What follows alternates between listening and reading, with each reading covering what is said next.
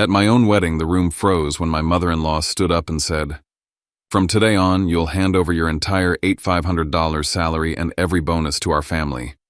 If you refuse, walk out right now." The microphone slipped from my hand. I looked at my wife. She didn't move, didn't speak, just stood beside her mother. The music stopped, eyes turned, and for the first time in my life, I realized silence could sound like betrayal. I straightened my suit jacket, took one breath, and walked out of the venue, leaving behind the woman I thought I knew. A few hours later, my phone rang, and that call changed everything. But before I share my story with you, I'd love to know you're here with me. Drop a simple hi in the comments so I know you're listening, or tell me where you're watching from.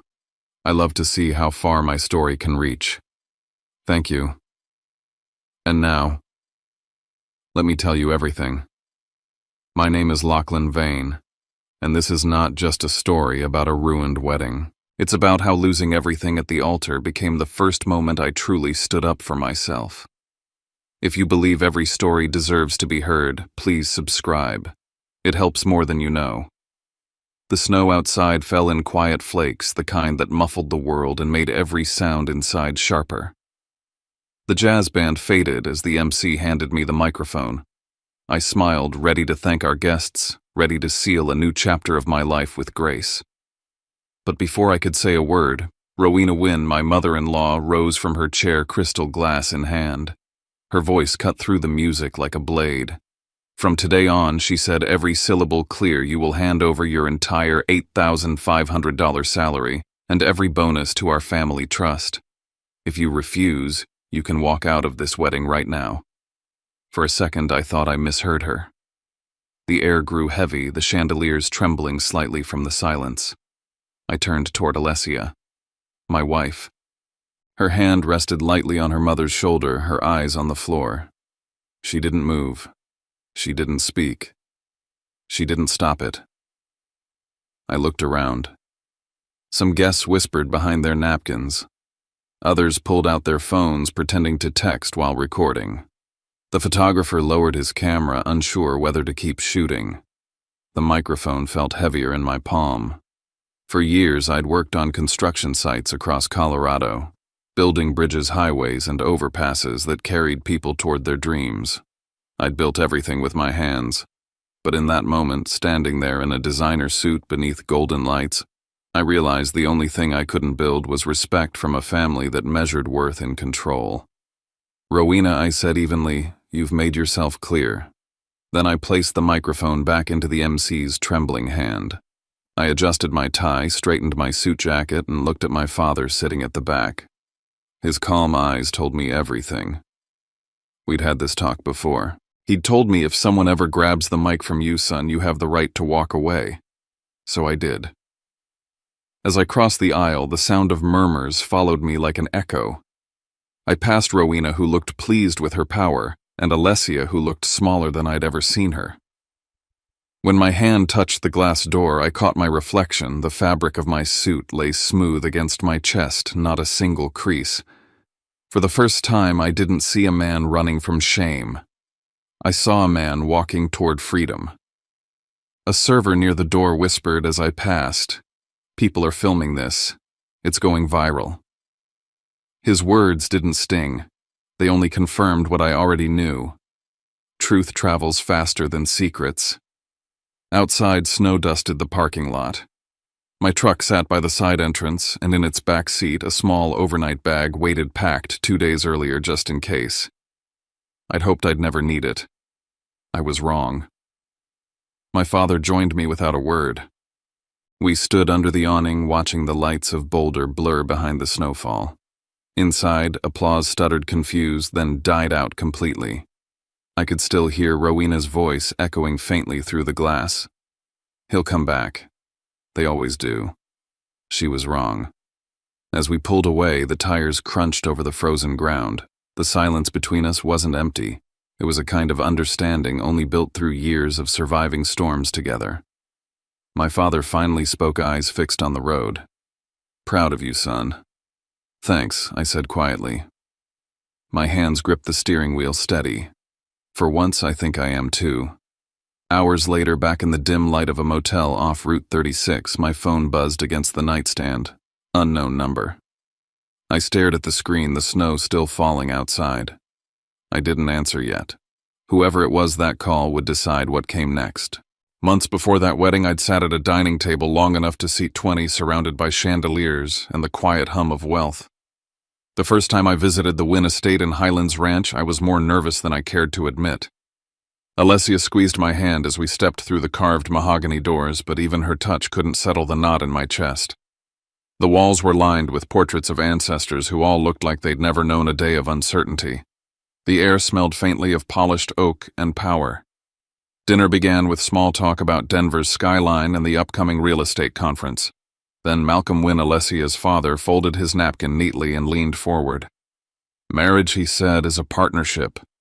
But like any partnership, it works best when one person leads. Rowena smiled, that tight managerial smile. We have a family system, Lachlan. A tradition. Every income that enters this family goes through one account. It's how we maintain stability. She took a sip of wine, eyes sharp. May I ask your salary? I blinked. You may, I said. But I might not answer. Malcolm chuckled, but there was no humor in it. He's got spirit. Rowena didn't laugh. It's important to be transparent. Alessia's finances are part of the Wynn portfolio. We can't have loose ends. Alessia's fingers tightened around her fork. Mom, maybe now isn't, Rowena cut her off. We're just having an honest conversation. Lachlan, how much do you make? I met her eyes. Enough to live. Enough to save. Enough to never owe anyone in this room. For a moment, the clinking of cutlery filled the silence. Gareth, Alessia's younger brother, leaned back with a smirk. The family trust keeps everyone safe, he said. When the tide gets rough, that fund bails people out. It's kind of a safety net. Rowena's look warned him to stop talking, but it was too late. The way Alessia's gaze darted toward him told me more than words. Someone had already been bailed out. I glanced down as Gareth bent to pick up a folder that had slipped from his briefcase. A few papers fanned out across the floor: casino logos, loan numbers, red stamps, gambling debts. He snatched them up quickly, eyes flashing with embarrassment. Alessia saw it too, and for a second her mask slipped. Then she pretended not to notice. Dinner continued like nothing had happened, but the taste of the steak turned metallic. Rowena moved on to responsibility, to image, to protecting the Wynn name. She said love without management was chaos, and I thought of my father fixing a broken hinge with one hand and holding my childhood together with the other. No management, no contracts, just grit. When dessert arrived, Alessia reached under the table, squeezed my hand, and whispered, "Please don't fight her. She only wants to protect us." I whispered back, "If safety means giving her control over our lives, then who's protecting who?" After dinner, I stepped outside onto the terrace. The Denver skyline glittered in the distance. Inside, laughter drifted from the dining room, polite and hollow. Alessia joined me, coat over her shoulders. "You embarrassed her," she said softly. "She asked for my paycheck before asking about my dreams," I replied. "She just wants to know you'll take care of me." "I thought that's what love was supposed to prove," I said. "Not paperwork." We stood there, the wind cold enough to sting. A long silence stretched between us until she finally whispered, "Please don't make me choose." I didn't answer, but in my mind I already knew that if the day came when she had to, she wouldn't choose me. That night, as we drove back to Denver, her message appeared on my phone. "Don't provoke her again. She's just trying to keep peace. Please." I stared at the screen, the reflection of the city lights flickering across it, and thought to myself, if peace costs your dignity, whose peace is it really? That question lingered with me all the way to the wedding day, where the answer finally revealed itself. The air in my father's workshop always smelled like cedar and sawdust, the scent of things built to last. Outside, Evergreen was still half covered in snow, the pine trees bending slightly under its weight. Inside, warm light from the filament bulbs flickered across his workbench, catching the dust that floated in slow motion. My father was planing a board when I arrived, sleeves rolled up, the rhythm of the tools steady and sure like a heartbeat. I told him about the dinner at the Wynn estate, the questions about my salary, the condescension that came with every smile, and the way Alessia stayed quiet through it all. He didn't interrupt once, just kept shaping the edge of the board until I finished. Then he said, "You don't need to sign anything that makes you feel small, son. Paper doesn't prove love. How you show up every day does." I watched his hands as he fitted two joints together. The first didn't align perfectly. He tapped it with his chisel, adjusted the pressure, and said softly, "Wood bends and you fix it with patience. But people, when they bend wrong, you can't hammer them straight. You let them carry their own weight until they learn balance." He reached up to a shelf, pulled down an old hammer, its wooden handle worn smooth from years of use. "This one's been with me since before you were born," he said, handing it to me. "When someone tries to take away your microphone, remember you still have this." The hammer was heavy, solid, real. It wasn't just a tool. It was a reminder of everything I'd been taught: earn your keep your word, and never let anyone else decide your worth. I ran my thumb over the initials carved faintly on the handle, EV. His name, Eamon Vane. He smiled when he saw me notice. "That's a reminder, not a brand," he said. "Use it when you have to, not to break, but to build." I wanted to believe I could still build something good with Alessia, even if her mother's world felt like a cage of contracts. But that dinner had planted a seed of doubt. I loved her truly. The way she laughed when her guard was down, the way she'd curl against my shoulder on long drives, the way she dreamed of a life that wasn't all marble floors and polished optics. Yet she carried her mother's shadow like it was stitched into her skin. That night, while I helped my father sand the frame for our wedding photo, he told me stories of my mother, how she'd never cared about the size of his paycheck, only the honesty of his work. She said, "The world doesn't owe you comfort, but it owes you the chance to stand tall," he said, tightening a bolt on the workbench. That's all a good life is. Later, as we closed up, his phone rang, a number from Denver's Port Association. He listened, nodded once, and hung up. "Old friend," he murmured, wiping his hands on a rag. "Says there's a man named Damon Graves investing in infrastructure downtown. Different kind of investor, apparently. One who cares more about character than credit scores." He didn't say more, but something in his tone lingered with me like a spark I couldn't place. Before I left, he packed the hammer in a small cloth wrap and placed it in my hands. "If the world ever tries to take something that's yours, Lachlan, use your words first. But if they try to take your dignity, walk away and carry this instead." I nodded, throat tight. On my way out, I saw the unfinished frame for our wedding photo resting on his bench corners, still unjoined, waiting for glue and nails that might never come. Snow started falling again, soft and deliberate. I put the hammer beside me in the truck and whispered, "I'll keep it safe, keep it." That night, as I drove back toward Denver, I kept thinking about his last words before I left: "Hold the hammer, if you must, son, and be ready to walk."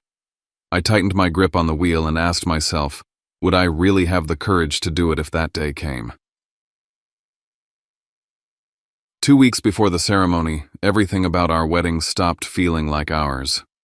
The Wynn family had taken over the plans like they were drafting a corporate merger. Guest lists, floral contracts, even the playlist, every decision passed through Rowena's approval. She called it efficiency. I called it ownership. I spent my days out at the site, overseeing a bridge repair outside Denver, coming home covered in dust while Alessia's world was buried in seating charts and dress fittings. She tried to smile through the exhaustion, but I could tell she was being pulled between us, between the life she wanted and the one she'd been raised to obey. One evening, I stopped by the venue after work, still in my safety vest, to check the setup. I found Rowena there, clipboard in hand, rearranging the florist's designs. "Mr. Vane," she said without looking up, "we pride ourselves on tasteful events. The Wynn name has a certain standard." "I thought it was our wedding," I said. She finally looked at me, her eyes sharp beneath flawless makeup. "We're investing in your future image, Lachlan. Presentation matters." Later that night, I reviewed the invoice list she'd sent Alessia for approval. The deposit for the venue, $20,000, hadn't come from her personal account, but from Wynn Estates, her company, with a note at the bottom: investment in family image. I mentioned it to Alessia, and she tried to explain it away. She just wants the wedding to reflect who we are. Who we are or who she wants us to be, I asked. Her voice trembled. She's proud. She wants people to see we belong. I don't need her money to belong, I said. I don't want to owe her anything. That night she cried, shoulders shaking under the soft light of our living room. If you keep pushing her, she won't come to the ceremony, she said. I wrapped my arms around her, holding her until she stopped trembling, but inside something cracked. For the first time, I realized love wasn't always enough to bridge two worlds. A few days later, I came home early and caught a conversation through the kitchen speakerphone. Rowena's voice was sharp and low. Once he starts transferring his paycheck, Gareth will have the liquidity to smooth over your numbers. The wedding will silence the rumors. Just make sure he signs the paperwork afterward. My chest tightened. I stepped back quietly, hit record on my phone, and captured the rest of her words. She ended with a laugh that didn't sound like relief, more like victory. That night, an email arrived from Gareth meant for someone else. Attached was a spreadsheet labeled Family Trust Projections. I opened it and froze when I saw my name, L. Vane, $8,500 monthly contribution bonuses included. I forwarded it to my private account and said nothing. When I confronted Alessia later asking to delay the wedding until we cleared the air, she looked at me like I'd asked her to betray her own blood. You don't understand her, she said. My father cheated years ago. She lost everything, her home, her trust. Controlling money makes her feel safe. I get that, I said. But safety built on control isn't safety. It's fear with better lighting. She just doesn't want to lose anyone else, she whispered. And by protecting everyone, I said quietly, she's losing you. She turned away, tears falling silently. I wanted to reach for her, but every time I tried, she took another step back. That's when I knew the distance between us wasn't measured in feet. It was measured in loyalty. That night, I drove back to Evergreen. My father was still in the shop, sanding the same frame, slow and steady. He looked up when he saw me. You ready, son? I hesitated, then said, I don't know. But if I have to choose between peace and pride, I'll take pride. At least that's mine. He nodded, once eyes steady. Then you already made your choice. I looked at the hammer resting on his bench, its wooden handle catching the light. For the first time, I understood it wasn't a weapon, it was a promise. And soon I'd need to keep it. The morning of the wedding broke cold and bright, a thin veil of snow resting on the rooftops of Boulder. I remember thinking how clean everything looked, like the world had been reset overnight. The historic hall shimmered under the chandeliers, brass light catching on every crystal. 200 guests filled the room, most of them Rowena's clients, investors, and people who spoke in polished tones about market trends and legacy portfolios. I tried to ignore the gnawing tension beneath my ribs. This was supposed to be the happiest day of my life. Alessia looked beautiful, almost unreal. She smiled for photos, clutched my hand during the vows, and whispered, "We made it." For a fleeting second, I believed her. Maybe we really had survived the storm. Maybe love could soften the sharp edges of her family's world. But the hope didn't last long. The reception was in full swing when Rowena rose from her seat near the head table. She carried her glass with the precision of someone used to commanding attention. The jazz band faded and the room fell quiet as she approached the stage. The MC, thinking she wanted to toast, handed her the microphone. Her voice rang out smooth and unshakable. As the matriarch of the Wynn family, I'd like to make a small announcement, she began. From today forward, as tradition dictates, my new son-in-law will contribute his entire salary, $8,500 a month, plus all bonuses, to the Wynn family fund. It ensures stability, harmony, and trust. The silence was absolute. Forks hovered in midair. Someone gasped. A few phones tilted up, recording. Alessia froze beside me, eyes wide, lips pressed tight. Gareth smirked at his glass of champagne. Malcolm raised his own, nodding approvingly. I could feel the pulse in my neck hammering. For a moment I thought Rowena was joking. But the proud lift of her chin told me she wasn't. If you disagree, she added, you may walk out. The Wynn family doesn't force anyone to stay. But we also don't welcome those who refuse to follow our ways. The air turned heavy. I looked at Alessia again, pleading for her to say something, anything. But she didn't move.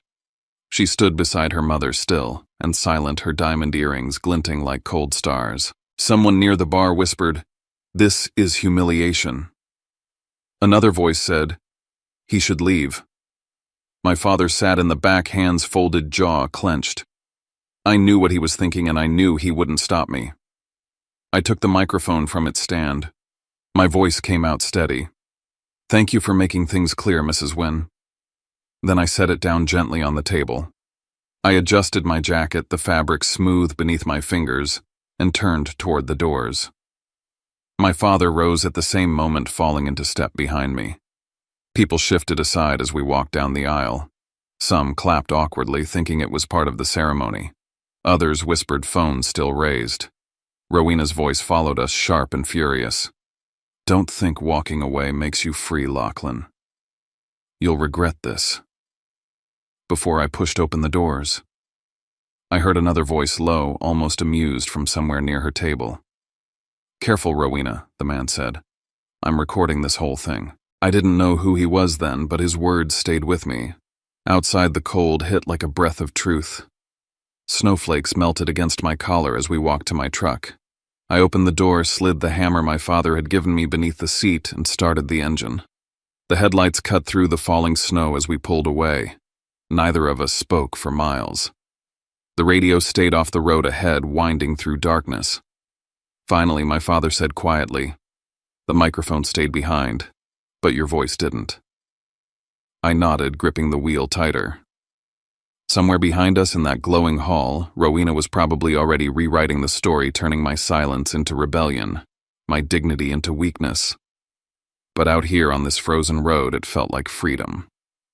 When we reached the edge of town, my phone buzzed on the console. The screen flashed private number. I stared at it, heartbeat steady but heavy. Whoever it was, that call would decide whether this night ended in ruin or revelation. The motel room was small and warm, the air thick with the scent of old carpet and coffee gone cold. My father was asleep in the chair by the window boots, still on his coat draped over him like a blanket. Outside, trucks rumbled down Route 36, their headlights slicing through the snow. I sat on the edge of the bed, phone in hand, waiting for it to ring again. It didn't take long. The first call came just after midnight. Alessia. Her voice was trembling. "You humiliated my mother," she said through tears. "Do you have any idea what you've done?" "I didn't humiliate her," I said evenly. "She did that to herself. In front of everyone." "She's devastated," she whispered. "The press is already talking. Please just come back, explain. Tell them it was a misunderstanding, make it stop. No one loses face for telling the truth, Alessia. Only for living a lie." There was a pause, then a soft sob, and the line went dead. An hour later, the phone rang again. Rowena. Her tone was icy, her composure back in place. "You've destroyed my image, Mr. Vane. I will see to it you never work in Denver again." "I don't live on image," I said. "I live on work. Something you wouldn't understand." She hissed something under her breath before hanging up. I set the phone down, exhaled, and let the silence fill the room. The third call came just before dawn. The number was unfamiliar. A low, calm voice spoke. "Mr. Vane. My name is Damon Graves. I'm the lead investor behind the Riverline project. I saw the video from your wedding." I froze. "Why are you calling me?" "Because Mrs. Wynne called me last night begging for help managing the fallout. I told her I'd only meet if you were in the room." I frowned. "And why would you want me there?" "Because I know what kind of man you are," he said. "And I know what kind she is. Meet me at the Wynne Estates office at 9. You'll want to hear what comes next." Before I could respond, the line went dead. I opened my laptop out of instinct. The video was already everywhere. Someone had posted it under the headline, "CEO Forces Son-in-Law to Hand Over $8,500 Salary at Wedding." It had over 1 million views. The comments split in two, some laughing at me, others furious at her. The tag, "Marn Salary Bride," was trending across social media. The empire she'd built on reputation was starting to crack. My inbox pinged. A new message from an address I didn't recognize. There was no subject, only a single attachment, a short video clip. I hesitated, then opened it. The footage was grainy shot on a phone. It showed Rowena and Gareth after the reception. Her voice was unmistakable. "Don't worry," she said. "We'll spin this. We'll tell people he's unstable, that he panicked under pressure." I saved the clip to my drive and stared at the screen until the image blurred. My father stirred in his chair. "Everything okay?" he asked. "Better than I thought," I said. "Worse for them." He rubbed his eyes, then leaned forward, elbows on his knees. "Damon Graves," he said slowly. "That name sound familiar to you?" I shook my head. "Your mother once helped a young man named Damon when he was starting out, gave him a place to stay after a storm hit the port. He promised one day he'd repay that kindness. Seems like he's finally found a way." I looked out the window. Snow was still falling thick now, covering the roads and the silence. The glow of the motel sign flickered red across the windshield of my truck outside. My phone buzzed one last time. A message from Alessia. "They're calling an emergency meeting. Mom's losing control." I didn't respond. I sat there staring at the hammer resting on the nightstand, the initials still carved into its handle. My father stood stretched and placed his hand on my shoulder. "You going?" "Yes," I said. "But not to save them. To save what's right." He smiled faintly, pride soft in his eyes. "That's the Vane way." As the first light of morning broke through the storm, I grabbed my coat and the hammer, slipped it into my bag and stepped outside. The snow crunched beneath my boots, the world quiet except for the hum of distant traffic. Ahead of me, Denver waited cold, sharp and alive with reckoning. The snowstorm had ended overnight, leaving Denver washed clean and quiet beneath a silver morning light. From the 40th floor of Wynn Estates, the city stretched out like a map bridges I'd helped build, glimmering faintly through the mist. The boardroom was all glass and steel, the kind of place where silence carried weight. Rowena sat at the head of the table beside Malcolm, her pearl earrings catching the light. Alessia sat slightly behind them, hands clasped tightly, while Gareth fidgeted with his cufflinks, pretending not to be afraid. Across from them sat my father, Eamon Vane, his calloused hands folded calmly, and Damon Graves, the man who had called me at dawn. I took the last chair beside him. Damon's tone was calm but cutting. "Thank you all for coming. We're here to talk about two things, honor and consequence." Rowena forced a smile. "This has gone too far, Damon. That video was taken out of context. The press has twisted it to create a spectacle. You know how these things go." I leaned forward, my voice steady. "The truth doesn't need twisting. It only needs to be heard." Her eyes met mine defiant, then flicked toward Alessia as if expecting backup. But Alessia stared at her lap, silent. Damon pressed a button on the table. The large monitor on the wall lit up. For a moment, only static filled the screen. Then the video began. There we were. Rowena standing tall, champagne glass in hand, Alessia beside her, me frozen mid-breath as her words filled the speakers. "From today on, you will hand over your entire salary." The room grew colder. No one spoke. Then came the second clip, the one I'd received anonymously, the footage of Rowena and Gareth after the ceremony. Her voice, unmistakable. "We'll say he panicked. Tell everyone he's unstable." Gareth's hand trembled against the table. Alessia's face went pale. Rowena's composure cracked. "That's not real," she said quickly. "Someone edited that." "It's your voice," Damon said flatly. "Your words. And this," he gestured to me, "is the man you humiliated in front of hundreds of witnesses." Malcolm shifted in his seat, his temper rising.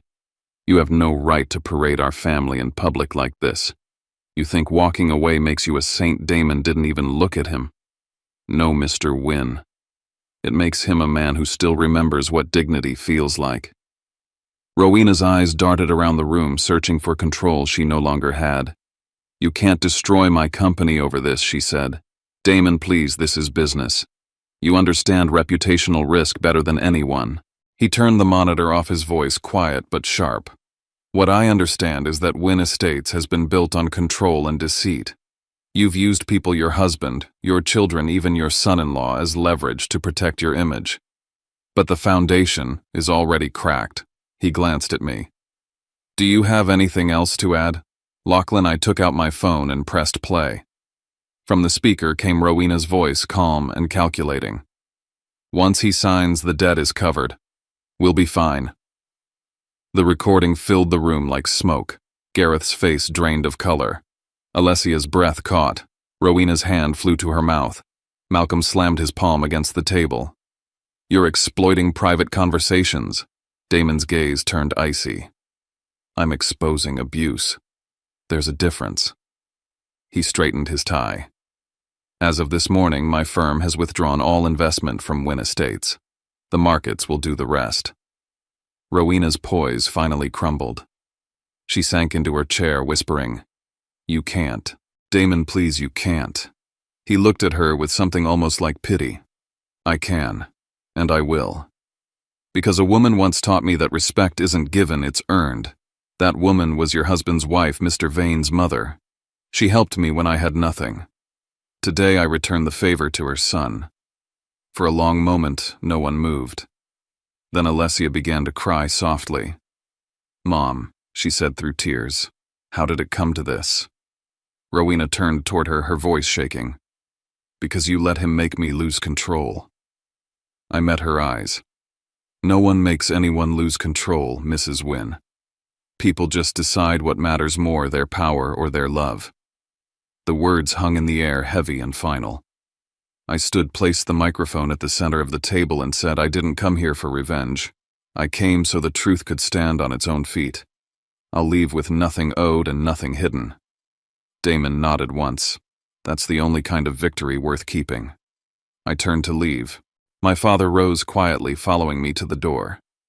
Behind us, the sound of phones ringing filled the room, alerts, messages, panic. The financial news networks had already begun their descent. Wynn Estates' stock was collapsing live. As we stepped into the hallway, I looked back through the glass. Rowena sat motionless, her empire disintegrating in real time. I thought of what my father once told me. No empire collapses from the outside, it rots from the foundation up. And hers had been crumbling for years. The elevator doors opened and the city below glowed gold under the thawing snow. I didn't look back again. 6 months later, spring had come to Evergreen. The snow was gone, replaced by the scent of pine and fresh sawdust. My father's workshop had grown into a small construction company, Vane Timberworks, specializing in cedar bridges for mountain resorts. I managed the operations. He oversaw the craft. Some mornings I still woke before dawn out of habit, brewed coffee, and stepped outside to feel the air. It carried the same quiet peace I'd been chasing for years. The newspapers had moved on to other scandals, but every now and then, a headline would remind me of what had happened. Rowena Wynn steps down after financial scandal. Wynn Estates faces investigation for misuse of funds. Malcolm Wynn had retreated to their country home, refusing interviews. Gareth was under investigation for embezzlement. Alessia had left Denver altogether. One afternoon, a letter arrived in her handwriting. Lachlan, it began, I finally understand. Love built on silence can't stand. I stayed quiet because I thought peace meant surrender.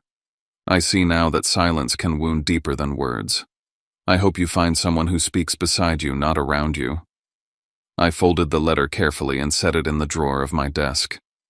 I didn't hate her. In a way, we had both been trapped in the same cage, hers just looked prettier. A week later, Damon Graves arrived unannounced. He stepped into the workshop, running a hand over the smooth beam of cedar my father had just finished. You've built something remarkable here, he said. I'd like to invest not in the business, but in your way of doing things. Integrity travels further than money these days. He proposed a partnership bridges for mountain towns across the western states. I agreed, not out of ambition, but because I wanted to build things that lasted, not things that impressed. Before leaving, he paused by the door. By the way, he said with a small smile, I was the one who sent you that video. The one that exposed her conversation after the wedding. I wasn't surprised. Why? He shrugged. You already had the truth. I just opened the door. You're the one who walked through it. When he left, I went back to the bridge. We were finishing a curved cedar span over a clear lake. We called it the Rook Bridge, after my mother. The day of its dedication, the entire town showed up. Kids ran across it, their laughter echoing over the water. I held the hammer my father had given me months ago and drove the final nail into place. The sound was sharp, clean, certain. As I stepped back, I saw a figure standing at the far edge of the bridge. Alessia. She didn't come closer, just lifted a hand in quiet acknowledgement. I nodded back. No anger, no regret. Just an ending that finally felt right. Later that evening, I walked alone across the bridge. The cedar glowed under the setting sun, the air carrying the scent of wood and rain. My father stood at the far end watching. Your mother would have been proud, he said. I smiled. She always said bridges last longer than walls. He laughed softly. She was right. When he left, I stayed behind, leaning against the railing. The lake reflected the sky in perfect symmetry, no distortion, no storm. I ran a hand over the engraved bronze plaque set into the wood, built by hands, not by control. The hammer rested beside me, worn but solid, a reminder of everything I'd learned. I'd walked out of a wedding with nothing but my name, and somehow that had been enough. As the wind rose across the water, I whispered to myself, dignity isn't something anyone can take from you. You lose it only when you give it away. The sun dipped behind the mountains, and for the first time in a long while I felt weightless. Every sound, the rustle of trees, the soft creak of the bridge beneath my boots felt like a heartbeat. My own. The steady rhythm of a man who had finally built something no one could ever own.